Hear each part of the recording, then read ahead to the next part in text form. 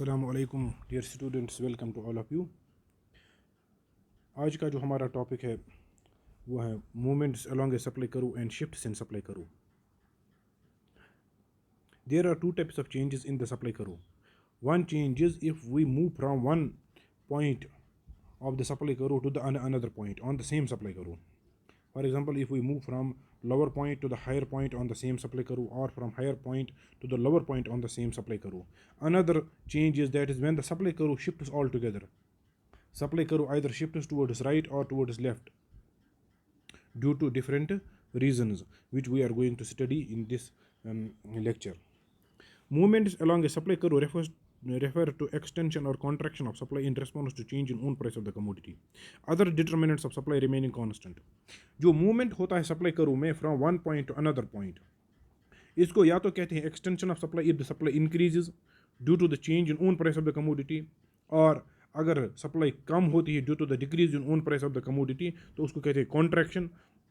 Other determinants of supply remaining constant, जब हम एक ही सप्लाई करो पर एक पॉइंट से दूसरे पॉइंट पर चेंज हो जाते हैं तो या तो उसको कहेंगे एक्सटेंशन ऑफ सप्लाई या कॉन्ट्रैक्शन ऑफ सप्लाई। अगर सप्लाई बढ़ जाती है due to the increase in own price of the commodity तो उसको कहते हैं एक्सटेंशन ऑफ सप्लाई। अगर सप्लाई कम होती है due to the decrease in own price of the commodity तो उसको कहते हैं contraction of supply. In response to change in own price, इसमें सिर्फ एक ही फैक्टर रिस्पॉन्सिबल होता है, that is change in own price of the commodity. Other determinants of supply remaining constant, जो बाकी डिटर्मिनेंट्स हैं जो सप्लाई को डिटरमाइन करते हैं वो फैक्टर्स कांस्टेंट रहते हैं, जैसे कि prices of related goods, government policy, prices of factors of production, इस तरह की चीज़ें जो है वो कांस्टेंट रहती हैं।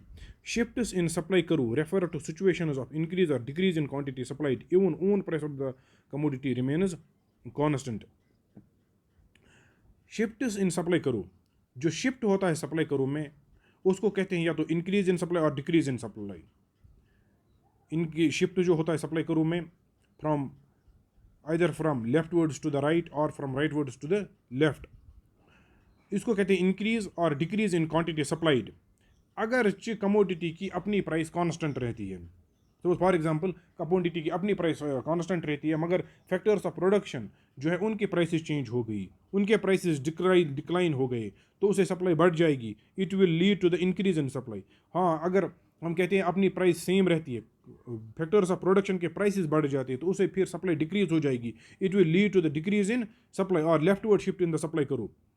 These are caused by factors, ये जो शिफ्ट्स होते हैं सप्लाई करो में, these are caused by factors other than own price of the commodity। इसके लिए जो फैक्टर्स रिस्पॉन्सिबल होते हैं वो होते हैं other than own price of the commodity. Commodity की अपनी प्राइस के अलावा जो फैक्टर्स होते हैं वो रिस्पॉन्सिबल होते हैं शिफ्ट के लिए। जो ये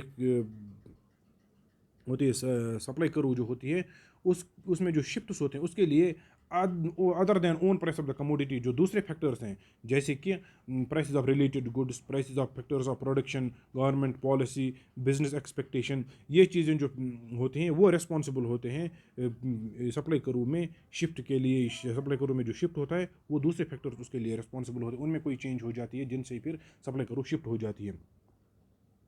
Following is a tabular and diagrammatic description of the concepts of movement along supply curve and shifts in supply curve।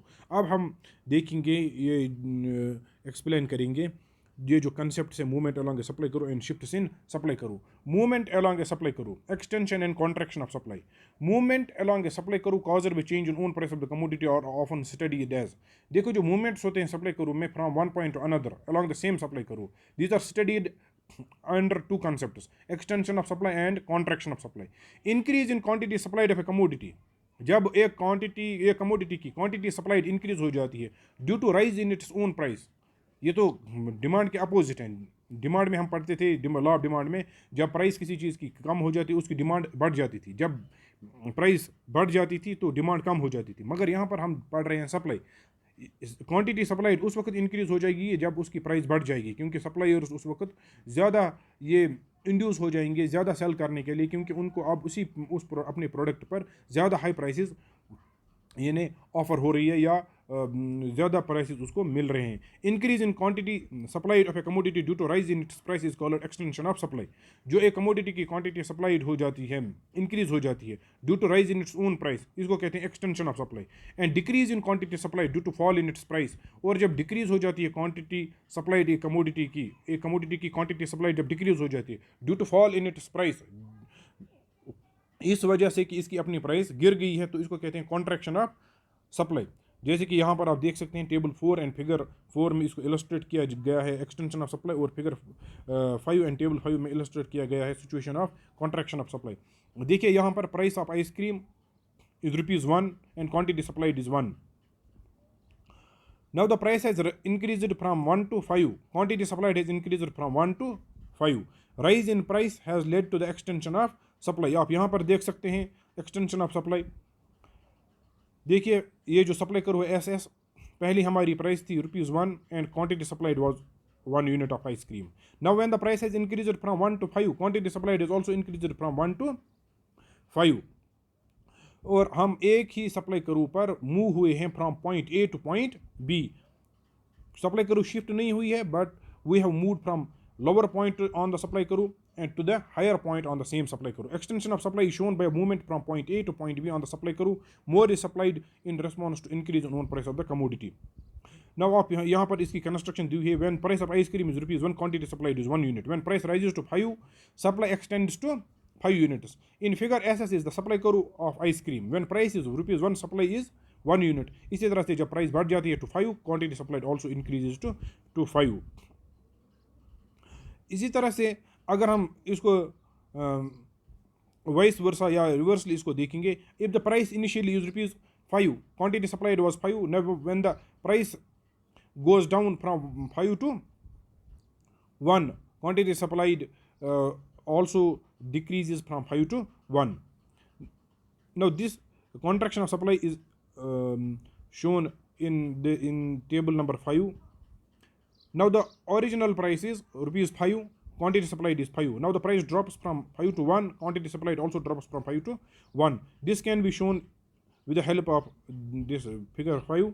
Contraction of supply is shown by a movement from point B to point A on the supply curve. Less is supplied in response to decrease in own price of the commodity.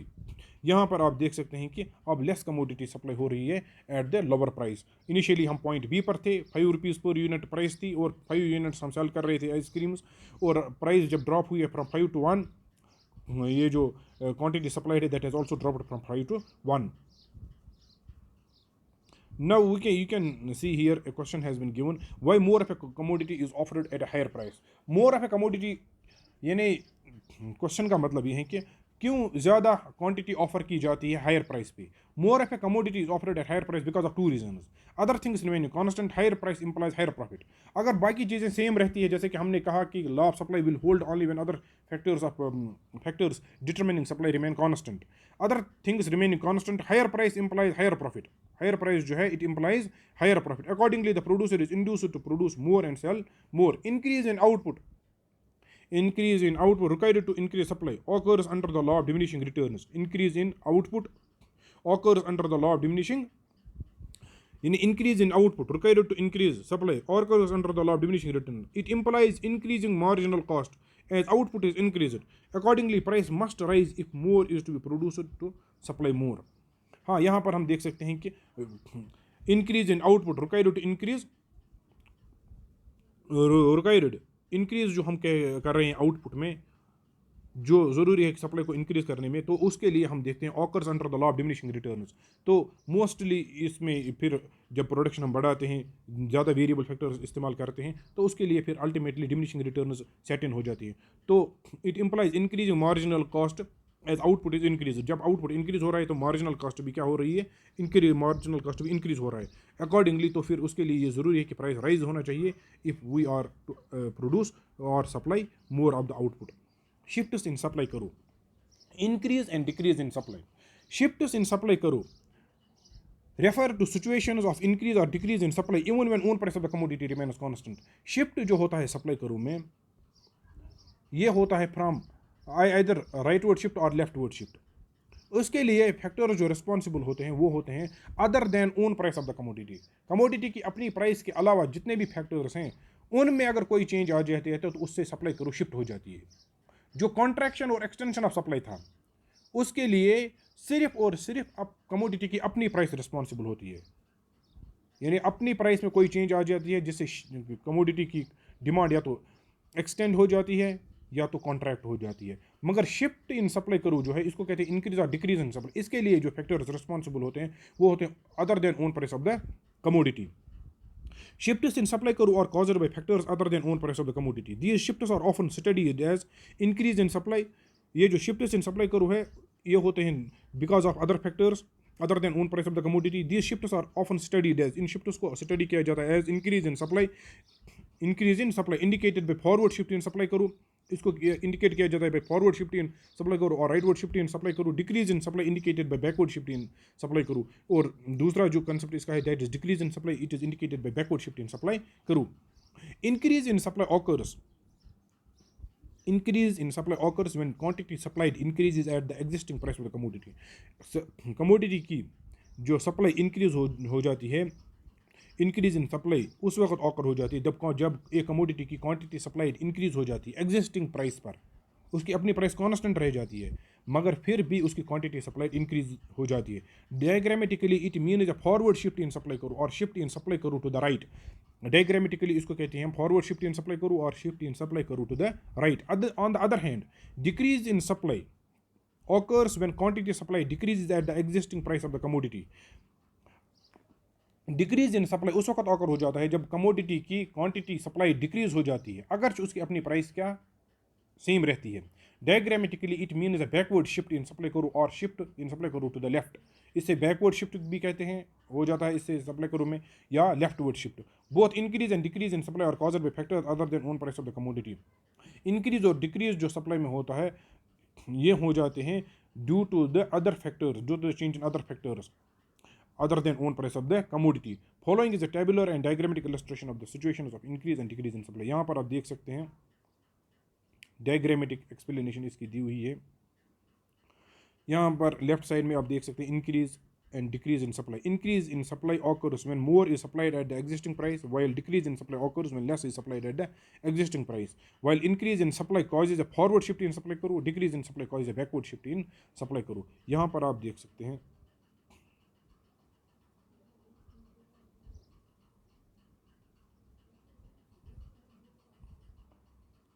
Increase in supply. यहाँ पर ये page यहाँ पर आप देख सकते हैं ये हैं table number 6 and figure 6 illustrate the situations of increase in supply और फॉरवर्ड शिफ्ट इन सप्लाई करो। Table 6 increase in supply. आप यहाँ पर देख सकते हैं price of ice cream is initially ₹10, quantity supplied is 20। Now the price remain same ₹10 per unit, but the quantity supplied is increased from 20 to 30. यहाँ पर आप देख सकते हैं initially the price is 20 units per commodity, per unit of the commodity, and 20 units of the commodity are initially the price is ₹10 per unit and 20 units of the commodity are supplied at this price. Owing to some causes generally related to reduction in the cost of production. Suppose जो supply को determine करते हैं बाकी factors, यानी दूसरे factor बाकी factors जो है दूसरे फैक्टर्स जो सप्लाई को इफ़ेक्ट करते हैं, जैसे कि prices of related goods, prices of factors of production, government policy, business confidence, state of the technology, ये चीज़ें चेंज हो गई। इनमें से कोई चीज़ अगर चेंज हो गई, firms are now willing to supply 30 units even when own price of the ice cream remains to be ₹10 per unit. अगर इनमें कोई चेंज फेवरेबल चेंज आ गई, जैसे कि प्रोडक्शन कॉस्ट डिक्रीज हो गई, टैक्सेस गवर्नमेंट ने कम किए, बिजनेस कॉन्फिडेंस बढ़ गया, टेक्नोलॉजी इंप्रूव हो गई, तो इनमें से अगर हम देखते हैं कि कोई चेंज फेवरेबल चेंज आ गई तो now the firms are willing to supply 30 units at the same price of ₹10 per unit.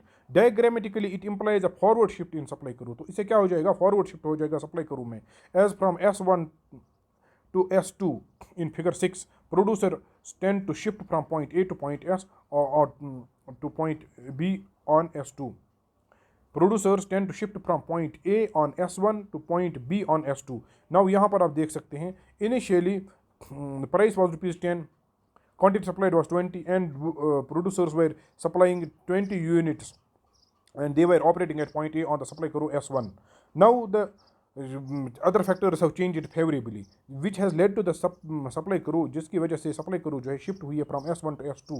तो इसकी वजह से अगर से प्राइस सेम रहती है ₹10 per unit, quantity supplied has increased from 20 to 30. At the existing price, ये जो सेम प्राइस है of ₹10, quantity supplied जो है इंक्रीज हुई है from 20 to 30 units of the commodity. Accordingly supply curve जो है वो shift हुई है from S1 to S2. The producer shifts from point A to point B on the new supply curve. अब हम देख सकते हैं कि causes of increase in supply. Increase in supply may occur due to the following factors. Improvement in technology leading to a fall in cost of production. अगर technology improve हुई है. Reduction in factor prices causing a fall in cost of production. Decrease in the price of a competing product. अगर जो competing product है उसकी price कम decline हुई है. Increase in the number of firms in the industry. अगर industry में firms की तादाद बढ़ गई है तो उससे सप्लाई जो है ज़्यादा हो जाएगी इंडस्ट्री में. Erosion of business confidence promoting a cut in investments.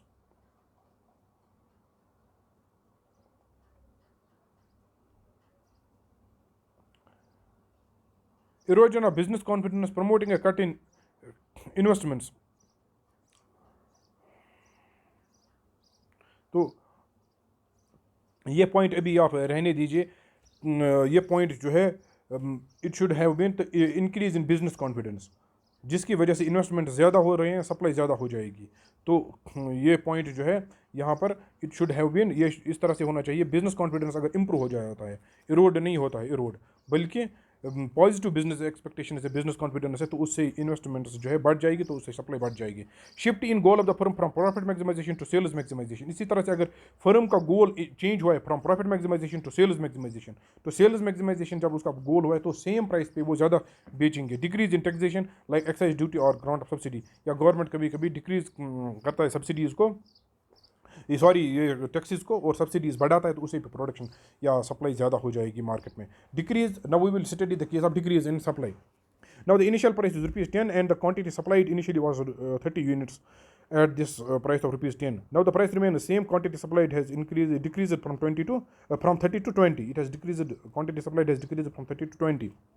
Now initially, if we look into the diagram, initially the price was ₹10 and the supplier was operating at the industry was operating at S1 point S1. ये जो supply करो S1 at point A, supplying 30 units of the commodity at the price of ₹10 per unit.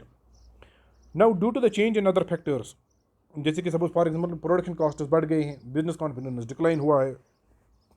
इसी तरह से हम देख सकते हैं कि गवर्नमेंट ने टैक्सेस इंक्रीज़ किए हैं, सब्सिडीज़ कम की है. इसी तरह टेक्नोलॉजी आउटडेटेड हुई है. Goal of the firm has shift, firm का जो गोल था it has shifted from sales maximization to profit maximization. उसकी वजह से जो सप्लाई करो है it will shift from rightward towards the left. It would shift from right to the left from S1 to S2. Now at the same price of ₹10 less is supplied, that is 20 units are supplied. Only 20 units are supplied. The quantity supplied decreases from 30 to 20 units, and the supplier moves from point A to point B. Now we will see the causes of decrease in supply. Decrease in supply occurs due to the following reasons: use of outdated technology causing a fall in efficiency and a rise in cost of production. Outdated technology अगर use हो रही है तो उसकी efficiency भी कम हो जाएगी, cost of production भी बढ़ जाएगा. Increase in factor prices causing increase in cost of production. अगर factor prices की prices increase हो जाएगी तो उससे cost of production बढ़ जाएगा, तो supply भी कम हो जाएगी. Increase in cost of competing, increase in price of A competing product. In competing product जो है उसकी प्राइस भी अगर बढ़ गई. Decrease in number of firms in the industry, firms का नंबर जो इंडस्ट्री में था वो कम हो जाएगा, तो सप्लाई भी कम हो जाएगी. Improvement in business confidence prompting higher investments. Improvement in business confidence prompting higher investments. इसी तरह से shift in goal of the firm from sales maximization to profit maximization. Increase in taxation, अगर गवर्नमेंट ज़्यादा taxes impose करता है. तो ये था हमारा आज का टॉपिक इकोनॉमिक्स क्लास 12th का. अगला टॉपिक जो हमारा रहेगा वो रहेगा व्हाट डज, ये जो हमारा नेक्स्ट टॉपिक रहेगा दैट विल बी ये जो टैक्सेस, ये एक्साइज ड्यूटीज़, और इसी तरह से दूसरी जो गवर्नमेंट पॉलिसीज़ होते हैं, इनपुट प्राइसेस, या इसी तरह से हम देखते हैं गवर्नमेंट पॉलिसीज़, टेक्नोलॉजी, ये किस तरह से ये जो सप्लाई कमोडिटी की होती है उसको किस तरह से इफ़ेक्ट करते हैं, ये हमारा नेक्स्ट टॉपिक होगा।